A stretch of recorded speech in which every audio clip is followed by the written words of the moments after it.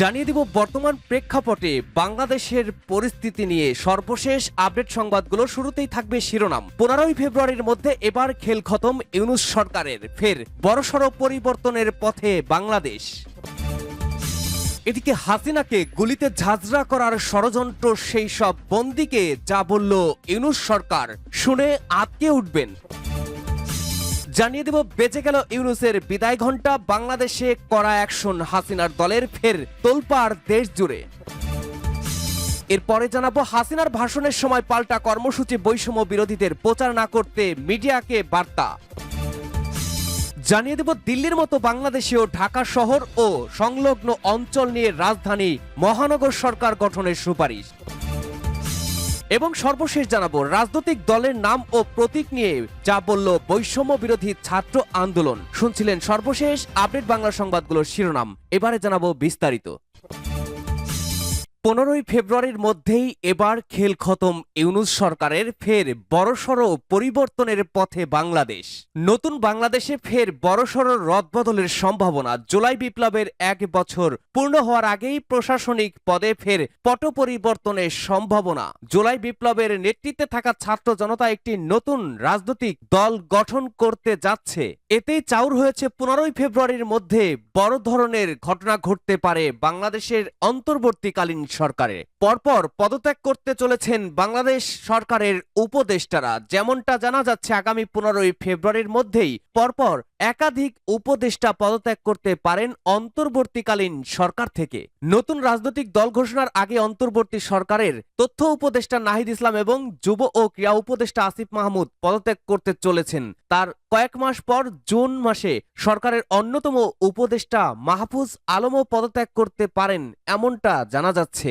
জানা গেছে ছাত্র জনতার এই নতুন দল প্রথমে আহ্বায়ক কমিটি ঘোষণা করবে। এই কমিটির সদস্য সচিব হতে পারেন প্রধান উপদেষ্টা নাহিদ ইসলাম। জুলাই আন্দোলনে এক দফার অন্যতম ঘোষক ছিলেন তিনি, প্রথম থেকেই নেতৃত্বে ছিলেন নাহিদ ইসলাম।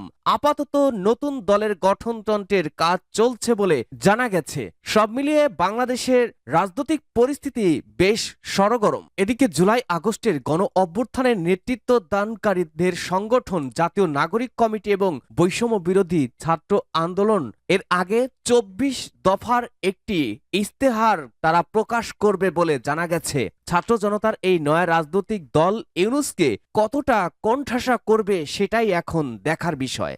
হাসিনাকে গুলিতে ঝাঁঝরা করার ষড়যন্ত্র সেই সব বন্দীকে যা বলল ইউনূস সরকার, শুনে আঁতকে উঠবেন। মোহাম্মদ ইউনূসের জামানায় একের পর এক জঙ্গি মুক্তির খবর মিলছে। এবার পাবনার ঈশ্বরদী রেল স্টেশনে প্রাক্তন প্রধানমন্ত্রী শেখ হাসিনাকে হত্যা চেষ্টার অভিযোগে 3 দশক আগে দায়ের হওয়া মামলার রায় বেরোল বুধবার। রায়ে মৃত্যুদণ্ড প্রাপ্ত 9 আসামিকে খালাস করার নির্দেশ দিয়েছে হাইকোর্ট। এছাড়া যাবজ্জীবন কারাদণ্ডপ্রাপ্ত 25 আসামিকেও খালাস করে দেওয়া হচ্ছে। বুধবার বিচারপতি মোহাম্মদ মাহবুব উল ইসলাম ও বিচারপতি মোহাম্মদ হামিদুর রহমানের ডিভিশন বেঞ্চ এই রায় ঘোষণা করেন। হাইকোর্ট তার পর্যবেক্ষণে জানিয়েছে 3 দশক আগে পাবনার ঈশ্বরদীর রেল স্টেশনে প্রাক্তন প্রধানমন্ত্রী শেখ হাসিনাকে হত্যা চেষ্টার মামলাটি ছিল বিদ্বেষমূলক মামলা। তিলকে তাল করা হয়েছে। বিচারপতির আদালতে রায় ছিল অমানবিক। আদালতে আসামিদের পক্ষে ছিলেন ব্যারিস্টার কায়সার কামাল, তাকে সহযোগিতা করেন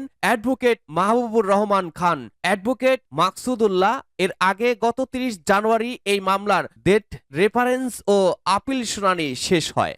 বেজে গেল ইউনূসের বিদায় ঘণ্টা, বাংলাদেশে কড়া অ্যাকশন হাসিনার দলের, ফের তোলপাড় দেশ জুড়ে। সংখ্যালঘু হিন্দু সম্প্রদায়ের ওপরে অত্যাচার ক্রমাগত বেড়েই চলেছে। এদিকে বাংলাদেশের ক্ষমতাচ্যুত প্রাক্তন প্রধানমন্ত্রী শেখ হাসিনার দল আওয়ামী লীগ বাংলাদেশের সংখ্যালঘু হিন্দু সম্প্রদায়ের ওপরে নিপীড়নের জন্য মোহাম্মদ ইউনূসের নেতৃত্বাধীন অন্তর্বর্তী সরকারের পদত্যাগের দাবিতে ব্যাপক বিক্ষোভের ঘোষণা করেছে বলে জানা গেছে। দেশ জুড়ে এক নৈরাজ্যকর পরিস্থিতি, পরিবর্তনের পথে এক অস্থির বাস্তবতা, আইন শৃঙ্খলার বিভিন্ন ক্ষেত্রে চরম অস্থিতিশীলতা। বাংলাদেশের রাজনৈতিক পরিসরও ক্রমাগত উত্তপ্ত, যা সাধারণ মানুষের জীবনযাত্রাকে প্রভাবিত করছে। সাম্প্রতিক সময় দেশের রাজনৈতিক অস্থিতিশীলতা চরম আকার ধারণ করেছে। দেশে দ্রব্যমূল্য ঊর্ধ্বগতিতে নেই কোনো নিয়ন্ত্রণ, নির্বাচন ও সংস্কার প্রক্রিয়া নিয়ে অন্তর্বর্তী সরকারের সমালোচনায় রাজনৈতিক দলগুলো। শিক্ষার্থীদের বিভিন্ন দাবিতে আবারও উত্তপ্ত হচ্ছে রাজধানী ঢাকা সহ দেশের বিভিন্ন অঞ্চলের রাজপথ। হচ্ছে মিছিল, স্লোগান। সাধারণ জনতার মুখে মুখে হাসিনার আমলেই ভালো ছিলাম। বাংলাদেশের রাজনৈতিক পট পরিবর্তন হলেও দেশের সাধারণ মানুষের ভাগ্যের কোনো পরিবর্তন নেই। যেই অগ্রগতি আর সাফল্যের আশা নিয়ে গঠিত হয়েছিল অন্তর্বর্তী সরকার, তাদের প্রতি মানুষের আস্থা হারিয়ে গেছে। হাসিনার ভাষণের সময় পাল্টা কর্মসূচি, বৈষম্য বিরোধীদের প্রচার না করতে মিডিয়াকে নির্দেশ। গত বছর 5ই আগস্ট দেশ ছাড়ার 6 মাসের মাথায় প্রথম দেশে থাকা নেতাকর্মীদের উদ্দেশ্যে ভাষণ দেওয়ার কথা শেখ হাসিনার। এদিকে দুদিন হাসিনার ভাষণের সময় পাল্টা কর্মসূচি ঘোষণা করেছে বৈষম্য বিরোধী ছাত্র আন্দোলনের নেতৃত্ব। তারা জানিয়েছে, হাসিনার ভাষণের সময় ঢাকার প্রতিটি মোড়ে জুলাই বিপ্লব ও গণ অভ্যুত্থানের ভিডিও দেখানো হবে। মানুষকে স্মরণ করিয়ে দেওয়া হবে কিভাবে হাসিনার নির্দেশে পুলিশ গণহত্যা চালিয়েছিল। বৈষম্য বিরোধী ছাত্র আন্দোলন জানিয়েছে, বাংলাদেশের ছাত্রদের উপরে নৃশংসতম গণহত্যা চালানোর পরে ছাত্র সমাজের উদ্দেশ্যই দিল্লিতে বসে ভাষণ দেওয়ার ধৃষ্টতা দেখাচ্ছে হাসিনা।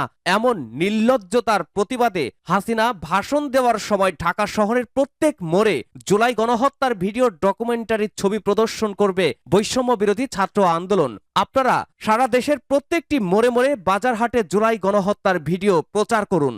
দিল্লির মতো বাংলাদেশেও ঢাকা শহর ও সংলগ্ন অঞ্চল নিয়ে রাজধানী মহানগর সরকার গঠনের সুপারিশ। বাংলাদেশের জনপ্রশাসন সংস্কার কমিশন বুধবার একটি রিপোর্ট জমা দিয়েছে মোহাম্মদ ইউনূসের কাছে।